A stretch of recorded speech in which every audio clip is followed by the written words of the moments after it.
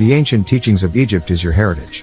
You are related to the Netarot gods of Egypt by the blood that runs through your veins, but you turned away from them for the Canaanite version of God, or gods, a white man with blonde, straight hair, Leviticus 13:30-36, and blue eyes, Noble Quran 2102. A hippie god or son of God when your own Bible, 1 Corinthians 11:14, clearly says that the true Yeshua Jesus would not have shoulder-length hair. That is Paul's version of white Christianity, and their false image of a white Jesus, Revelation 13:15, has done nothing for you as a race, NWPU Nubians, the true Egyptians, Israelites, Ishmaelites, and Midianites. The slave masters gave you their Canaanite gods, be they called the Latin title, Jesus, Nabatean title, Allah, or the Chaldean title, Eloah. The letter J was created by monk Peter Gallatin in the year 1565 AD. Before that, the letter G took the place of the J, so the word Jew, which was created in the year 1514 AD, was originally spelled Gu and was short for Greeks. As you can see, there was no J sound, so there couldn't have been no such word as Jew, or Jehovah, or even Jah, which is the shortened version of Jehovah. Also, the script that is used in the so-called Hebrew Bible is not only not Hebrew, it is not even Phoenician, the language that the modern script claims as its origin. You have the origin of the Tetragrammaton YHWH, taken from the ancient Egyptian deity Hayesu, the creative force of will, life, living existence, which renders the true pronunciation of the Tetragrammaton Yahayu. Only by these names will you get a response. Jeremiah 33:3-4, Call unto me, and I will answer thee, and will show the great things, and difficult, which thou knowest not, for thus saith the Jehovah, the God of Israel, concerning the houses of this city, and concerning the houses of the kings of Judah, which are thrown down by the mounts, and by the sword. Note where this great Yahayu comes from. Hosea 13:4, Yet I am Yahayu Jehovah thy Elohim, God, from the land of Miriam, Egypt, and thou shalt know no God but me, and besides me there is no Savior. Also Exodus 23, Psalm 83:18, Proverbs 34, this is your source of salvation, protection, health, wealth and security. Their form, or translation, of God have done nothing for our people as a race. Your God, in your image and after your likeness, has been cut off, and you let it happen. The truth of your identity is the lost sheep of the house of Israel, the house of Judah, descendants from Noah the Mitzrayimite, who were the true Egyptians. Your children need, like all other races, to see God as themselves, a family God, a tribal God. 1. Christism is the ism or is the religion of white people, so their God Jesus is white. Created after Yeshua HaMashiach by Paul and the Romans. 2. Judaism is the ism or religion of Arameans, so their Hashem is Aramean. Created in Babylon by the Pharisees who later created Judaism. 3. Islam is the ism or religion of Pale Arabs, so their Allah is an Arab. Created and distorted by Indo-Arabs of Caucasian stock after the Negro Zoroastrianism Mefet Mustafa Muhammad al-Amin's death. 4. Buddhism is the ism or religion of Asians, so their Buddha is an Asian. 5. Hinduism is the ism or religion of East Indians, so their Ziva is an East Indian. And 6. Zoroastrianism is the ism or religion of Persians, so their Mazda is a Persian. You had this and they took it, and you must make the connection and relink yourself to them. They only await your call, and this will make you great again like old Egypt, not as the three monotheistic religions, namely Mosesism, Judaism, Christianity, Christism, and Mohammedism, Islamism, as altered and modernized by Europeans today who teach you to wait until you are dead to meet or connect with the unproven spirit God or world. No, you must, and can do this now while you still live, so they can help guide, protect, heal, and teach you while you live, to make your life better now. We, the Egyptians, predate and are the parents of all religions on the planet, dating back over 10,000 years. We birthed the Atlanteans and those of Mu. Our ancient Egyptian ancestors were the first to record religious doctrine, the first to use magic, which became the root of religious miracles. In fact, they were the first to record, and the first to pray, of which they call Ashutat. We, the ancient Egyptians, were the first to set up ritual ceremonies, initiations, temples, chapels and lodges that later became churches, synagogues and mosques. We, the Egyptians, were the first to respect nature as a whole and set up symbolism for recognition for each living thing. We have been duplicated, perpetrated, imitated, but never replicated. Many have borrowed from us and set up great institutions pretending to the world that they don't know or remember their source. Jews, Christians, Muslims, Hindus, Buddhists and all others are perpetrating a fraud and are guilty of misrepresentation for the simple fact that they refuse to give due recognition to the source of their teachings, Egypt.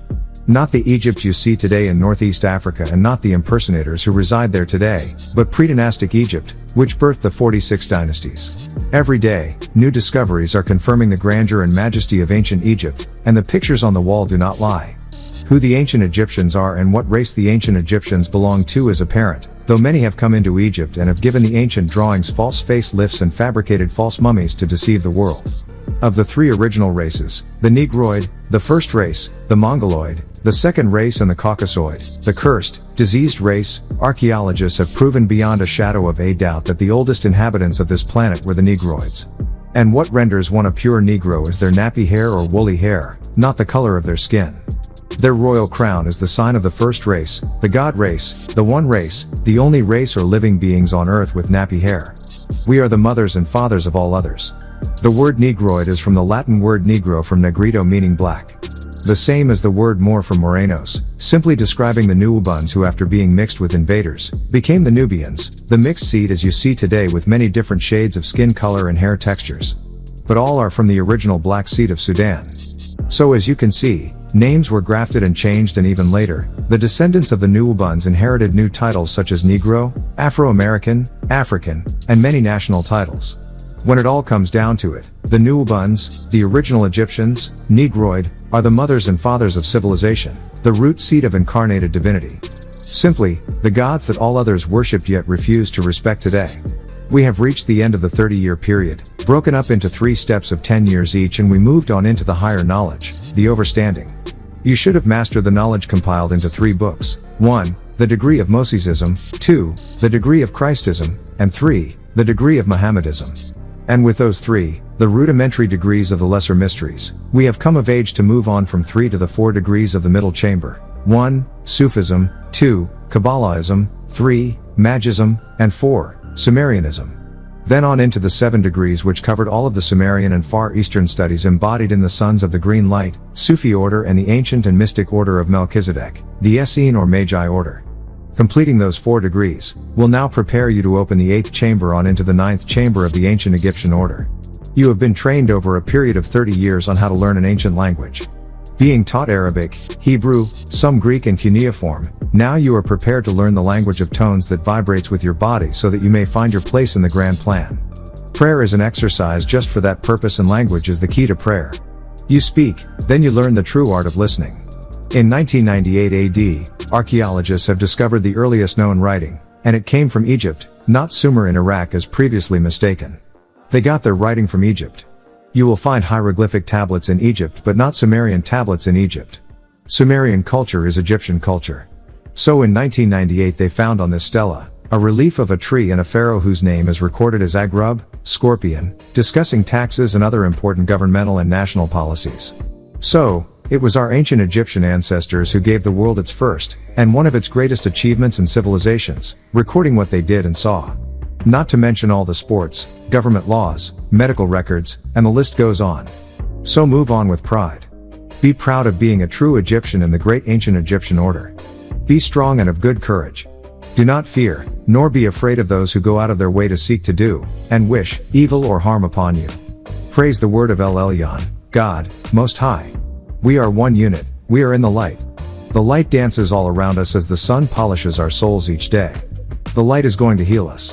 When people hear parallel worlds they often think of science fiction or Hollywood's multiverse, but within our teachings the emphasis is on dimensions and spiritual counterparts rather than movie plots. In John 8:23, Jesus says, "I am not of this world," and later describes many mansions in his Father's house, often understood as levels or realms beyond our own.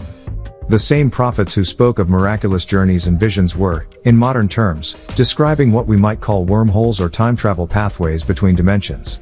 Our physical bodies vibrate in this realm, but our spiritual counterparts reside in another. When we dream, our spiritual self explores that other realm. Upon waking we recall fragments, because our counterparts' experiences were real on its plane. These familiar spirits are part of your own family of souls, your spiritual doppelgangers, who vibrate on a higher frequency. Across Africa and the Near East, different tribes distinguish themselves through specific hairstyles, clothing, or markings. The 12 tribes of Israel each had unique garments. Zulus, Ghanaian tribes, Nubians, all wore patterns or fabrics signaling their lineage.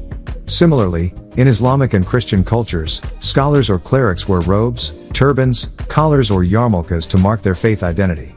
In ancient times, tribal hairstyles, like side plaits, braids or Moloch braids, identified one's people.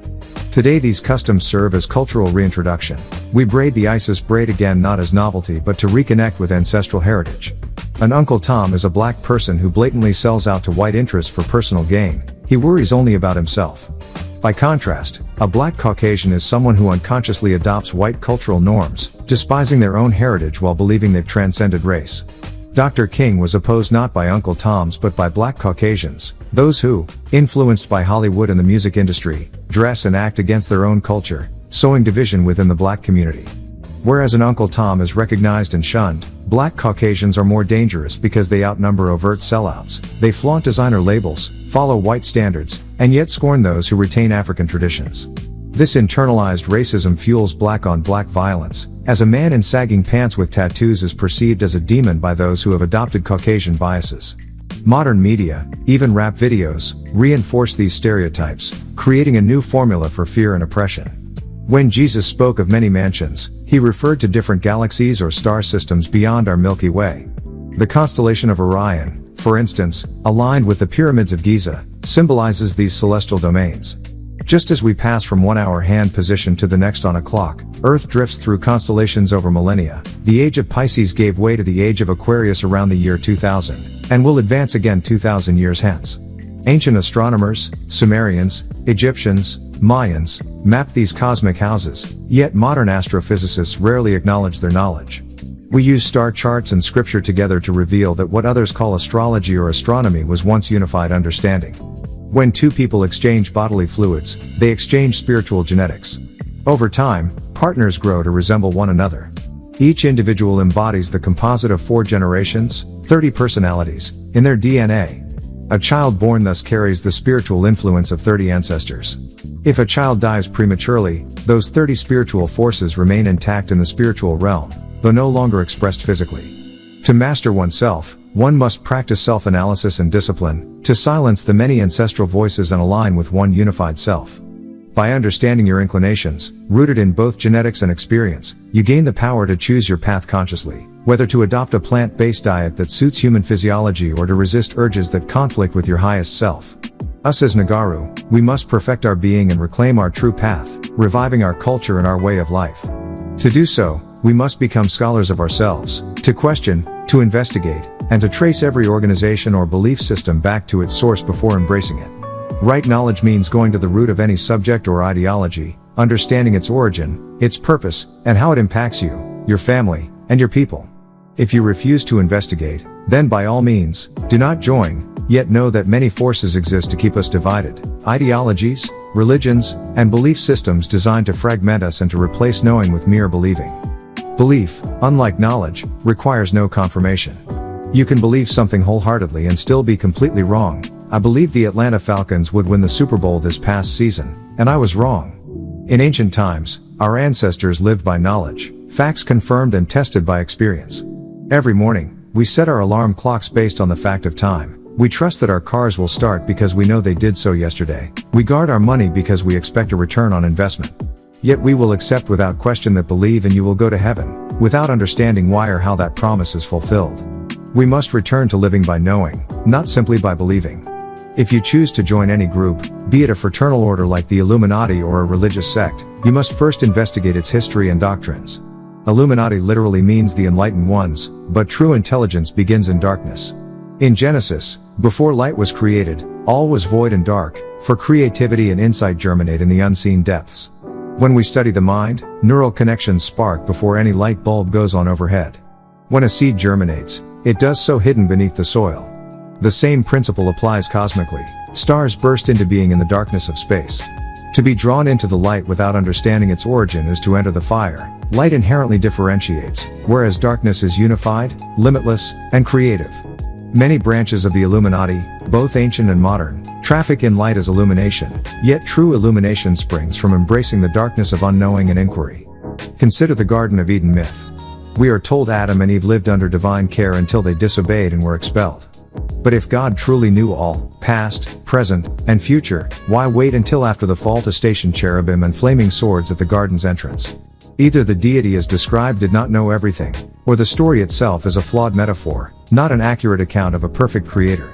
In fact, in the original Aramaic, Adam and Edom share the same root letters. The term referred not to every human but to a specific red, ruddy being, the first of a particular lineage. Many Adams arose. Noah was an Adam, Canaan was an Adam, each marking an epoch in the proliferation of what became known as the Caucasian race. These stories originated in Mesopotamia, far from our African homelands, and reflect the concerns and myths of that region, not our own. Moreover, when you read that God created everything good in Genesis, note that this refrain ends before the creation of humanity. The narrative does not record that man was good. Why insert a qualifier for every other act of creation, but not for the climactic one? Because the story reveals its own contradictions and invites us to question the very nature of deity and humanity's place in the cosmos. If a perfect creator designs a flawless universe, how does evil enter? Either the design was flawed, or it, too, must be reconsidered. Venturing into the older strata of myth, you encounter the Anunnaki of Sumer and Babylon, those who came from the heavens to shape early civilization. They engineered the first atoms from the local gene pool to serve as laborers, seeding new life from African stock to suit their ends. Nimrod, also called Sargon in some records, rose to power under their auspices and built empires across Mesopotamia. The four rivers flowing through Eden, often called the Tigris, Euphrates, Gihon, and Pishon, map not to Africa but to the Fertile Crescent, underscoring that these myths belong to another land and another people. These cosmic visitors, regardless of their species, draconic, reptilian, humanoid, took our ancestors, bred them, taught them, and left relics of their knowledge across Asia and Europe. They cast spells, recorded stories, and stitched fragments of our African heritage into foreign scriptures. We inherited a patched-together narrative, the biblical tales, the Quranic verses, the Christian doctrines, all refracted through the lenses of Mesopotamian priests and scribes. We must reclaim our own origin stories, those told by our grandmothers and griots beneath the baobab trees, not those inscribed on Babylonian clay tablets or Egyptian temple walls. We must liberate ourselves from the notion that the Israelites, or any Semitic people, were the first bearers of divine wisdom. When Abraham journeyed to Egypt, that nation was already old, already brimming with science, art, and religion. It was only after Egypt's elders heard Abraham's language that they recorded his version of the saga, without ever acknowledging that they had been teaching their own myths for millennia. Too often, as black children, we were taught these foreign myths before we even learned to question them. We asked, if God created everything, who created God? Where did he come from? What color is he? How can a spirit be subject to commandments etched in stone? And we were told to stop asking, or risk eternal damnation. We felt hell's fire before we lived a single sin. Today, we must cast off that fear and embrace inquiry. We must learn to distinguish true knowledge, rooted, verifiable, communal, from blind belief. We must study our own lineages, our own cosmologies, and reawaken the ancient ways of knowing. Only by doing so can we heal our divisions, stand united, and move forward, as Nagaru, toward our collective destiny. You are fundamentally human but carry genetic imprints from multiple extraterrestrial lineages, often grouped under the title Anunnaki, which originally denoted envoys of Anu rather than a single species. Ancient interventions opened portions of human DNA, allowing admixture with draconian-type reptilians, Zeta Reticulans, Andromedans, Pleiadians, Hindu Shaggies and others. Over millennia these lineages interwove, so every human today contains traces of several starborn ancestries.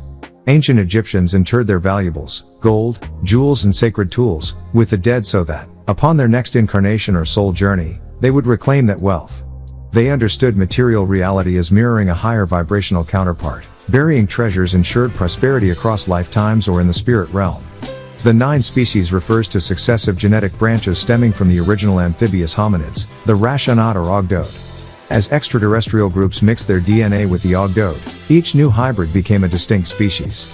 Those 9 core species later subdivided into thousands of tribes across Africa, their varying heights, builds and facial traits reflecting which ancestral mix predominated in each lineage. Populations exposed over centuries to local pathogens develop unique antibody profiles and immune responses. When outsiders introduce new pathogens, those lacking local exposure are more susceptible. Ancient Egyptian practices of burying the dead with gold emerged not from original native customs but through cultural exchange, particularly Sumerian influence, when foreigners like Enki integrated into Egyptian society and introduced gold ornamentation.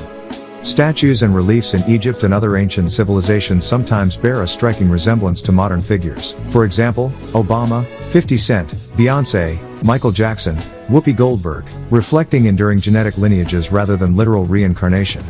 Human facial features are governed by specific gene sets. Like fraternal twins of opposite sex sharing core traits, people separated by time and geography can still exhibit remarkably similar phenotypes if they descend from common ancestral populations. Hybridization between distinct groups tends to blend or diminish characteristic features, for example, broad lips becoming thinner, as seen in Caribbean and South Asian admixtures within island populations. Standards of male attractiveness vary by culture. Traits considered highly masculine in one society, for example, rugged features, may be deemed soft or feminine in another, and vice versa, explaining differing receptions of figures like Shabba Ranks versus Denzel Washington. Employment discrimination and residential segregation persist through screening biases that exclude individuals with pronounced native features from corporate roles, while relegating them to service positions in certain neighborhoods. As darker residents move into previously white suburbs, original inhabitants often relocate. Extraterrestrial life can be scientifically framed as any object or organism originating beyond Earth's atmosphere. Evidence includes the 223 human genes with no evolutionary precedent in terrestrial vertebrates, and consistent, independent cultural depictions worldwide of similar gray beings, supporting both empirical and logical proof of extraterrestrial influence in human history. Any conscious biological beings, whether from Earth or out there, must possess some form of genetic code or equivalent information bearing molecules to build and maintain their bodies. In that sense, extraterrestrials who are truly alive and share our basic biochemistry will have genes, or functional analogs, much like ours. We start our calendar on June 26, 1945, the birth date of our master teacher, our pharaoh, our chief. Every year on that date, and the surrounding week, we celebrate Savior's Day, formerly the Zed Festival, commemorating that Genesis point. Quartz crystals naturally grow with a basal angle of about 38 degrees and a lattice face-to-face angle of about 52 degrees, matching the slope of the Great Pyramid's walls. By building the pyramid at that angle and incorporating quartz, our ancestors turned it into a giant quantum converter and communication device, amplifying and focusing energy, sound waves, electromagnetic signals, much like a larger version of a handheld crystal in a phone. The 11 one-year cycles of the Sun's own fluctuating activity, its solar flare cycles are each roughly 1 year long, grouped into an 11-year pattern. During the peak, upsurge, of those flares, electromagnetic disturbances ripple through our planet and all its life forms, throwing some into heightened chaos or disharmony. This liberating wisdom is for anyone who is willing to accept and practice it. Because our doctrine is genetic in nature, built into our very being, each person, or even beast-man hybrid, can unlock it if they have the intelligence and the openness to remember who they truly are. Our scriptures and ritual tools simply remind us of what is already encoded within our genes, helping us overcome the 6,000-year spell of amnesia and reclaim our ancestral heritage.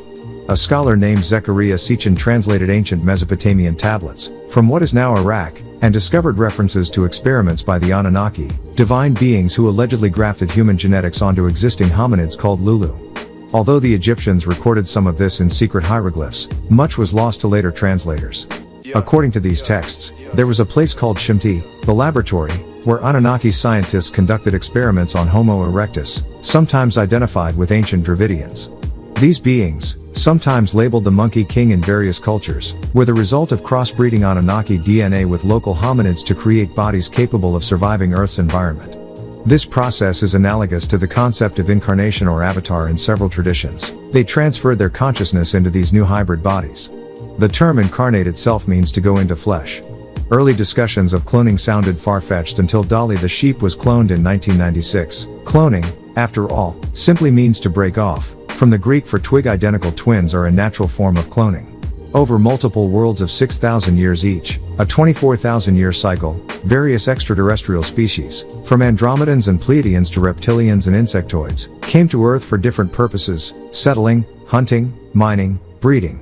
The Anunnaki were those sent by the deity Anu, arriving in fleets of 50 passenger ships. Their interference disrupted Earth's natural ecology and genetic heritage, which some argue is the root of ongoing conflicts and divisions among human groups today. True chanting isn't about petitioning a detached deity, it's about tuning into the frequency of your ancestors. Rather than visualizing a mystical god figure, focus on your own lineage, your grandmother or other matriarchs who have passed on. Many traditional chants were designed to free the master teacher or spiritual guide by uniting practitioners in a shared vibration of love and unity. When you chant, Visualize your ancestor. This connection anchors you in your own history rather than in external alphabet-based religions. It also protects you from entities that might try to impersonate loved ones. They cannot match your personal vibrational frequency. As you learn the original tonal language, you shift beyond the spell of English or other imposed systems, accessing deeper understanding and mental clarity.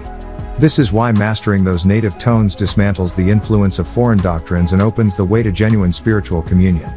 So-called countries, Britain, Spain, Nigeria, Puerto Rico, are merely colonial constructs without true ancestral legitimacy. True lineage traces back to a single patriarch, such as Abraham for the Israelites. These invented nations serve to divide and separate us, preventing unity by emphasizing superficial labels rather than shared origins and culture. Islam, as taught historically, demands unquestioning faith and can foster fanaticism. The Nation of Islam adopted elements, like the 5% doctrine, that resonated with its own theology. Over time, under leaders like Elijah Muhammad and later Clarence 13X, it evolved distinct teachings, but the name and some concepts of Islam remain for continuity and identity. Reptilians are purely reptile-like entities, whereas reptoids are human-reptile hybrids, more humanoid in form. Ancient legends describe two species, the purely reptilian race and the crossbred reptoid, leading to conflicts among their lineages. Originally there was a planet called Om orbiting a massive sun called Sal. When Sal collapsed, Om was pulled in and exploded, scattering debris. These fragments formed our sun and its planets, and eventually multiple galaxies classified by age and population generations. True chanting aligns us with our natural state, cleanses us inside and out, and reawakens our inherent power. By focusing positive thought and sound vibrations, we reassert control over our emotions and repel negative spiritual influences. It's a disciplined practice, like meditation, that restores unity with the divine within us. Guidance that awakens your conscience, telling you to avoid harm or pursue good, comes from benevolent ancestral influence. Errant impulses driven by intoxication, rage, jealousy, or outside persuasion signal lower spiritual forces. Self-awareness and disciplined chanting help you discern and reject harmful suggestions. Personality is the manifestation of multiple inner traits, the 30 spirits, that shape how others see you and how you see yourself. The ego is the self-asserting aspect that leans toward pride or self-deprecation. By detaching from the ego, observing without identity, and practicing unity consciousness, we transcend limiting emotions and embody our true self. Our greatest strength lies in collective well-being. What benefits the community uplifts each individual. Love and unity restore our natural power, enabling achievements that others deem miraculous. Division leads to failure. Together, we realize our fullest potential.